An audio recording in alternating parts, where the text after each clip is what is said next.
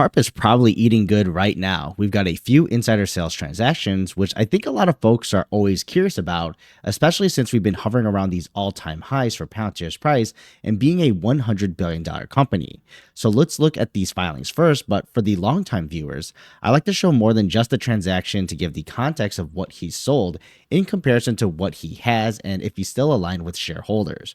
So first of the recent sales, we got 1.7 million shares sold by Alex Karp last Friday on October 25 for around $74 million. And then after market close today for Monday, October 28th, he offloads another 3.3 million shares for almost $150 million. So we can say he's recently sold around $225 million the last two market days. Now, the last time I covered his holdings, and we could wait for the Form 4, of course, which will show exactly which tranche and class of shares these transactions are from, but that's not out yet. But last time I covered this in depth, his Form 4 around mid-September is where he sold around $300 million worth of shares, leaving him at the time with around 81 million shares left across the different classes and RSUs under his name and pay packages. So in comparison, at least this is technically a smaller amount of shares sold with around 5 million at the moment, but obviously there are still more incoming transactions possibly after I publish this video. But let me know in the comments your thoughts of these recent ones. Now, with that added context, it first goes without saying he still has plenty of motivation and alignment with shareholders, even if it's not necessarily monetarily, but mission-wise too.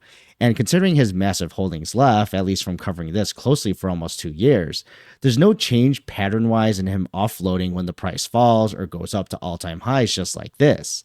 And obviously it must feel good right now to get more bang for your buck from his perspective. But from a behavioral standpoint, it's not like a deviation of his quote-unquote dumping, so I'm not taking it as a sign of less confidence in the company. Now, if there was an acceleration of this selling, then I would be a bit more worried. And even in his last interview on CNBC, he notes they've always been called out as an overvalued company over the years and even during their private market time, but his job really isn't to time the stock, but to grow the company, which should in theory over time, at least average wise, improve their performance through the stock over the years. But also on the flip side, you still can't ignore reality. If you're a purist and only want actions that are positive to your position from an investor standpoint, you wouldn't want any insider selling regardless, and that's if you still think there's more room to run or they're undervalued, and technically that will add on as sell pressure produced by top management who's supposed to signify through action what they think about the company and the stock. But as with all these videos, it's only selling as we've seen, and the only acquisition of shares we've ever really seen from management is when they're awarded shares. So it's just a fact here that everyone has to not ignore. Then everyone gets into the gray area of what's an acceptable amount of selling from Karp and being a person and being rewarded for decades of work to create this market cap today that not only he technically can win from, but also any other shareholder holding today who theoretically can cash out if they believe that's what's best for themselves.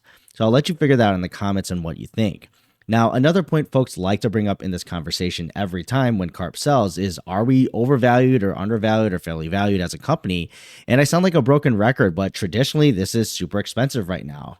And taking any surface level metric and you're paying a lot for what is currently in the numbers of their earnings. There's no way around that information. But just because something is expensive, it doesn't mean people don't buy expensive things for other reasons outside the numbers. Now, here's where the art and science meet together qualitatively, and everyone's got their own 2 cents and perspective. Palantir's products, their customers, the more recent performance and turnaround and trends in their growth that they're demonstrating, as well as the whole big picture of AI across the business landscape and Palantir's positioning. And even specific customers too, like the government and maybe upcoming contracts or large enterprises. Some are arguing it's worth the $100 billion, and obviously some are not. Obviously, growth is being factored into the buyer's perspective at these prices. So I'll leave it up to you all to decide in the comments if you believe this is just too much or too little, or you don't even care. Essentially, do you believe they will grow fast enough to justify the price you're willing to pay and to buy shares, taking in factors from the company, the macro environment, and anything else? So it's really up to you and your own risk tolerance, because no doubt volatility is in the future when you have a company like this, and relying on expectations being priced in with multiples always changing from what the market is willing to transact at. But curious to know what are your thoughts below, and I'll see you in the next video.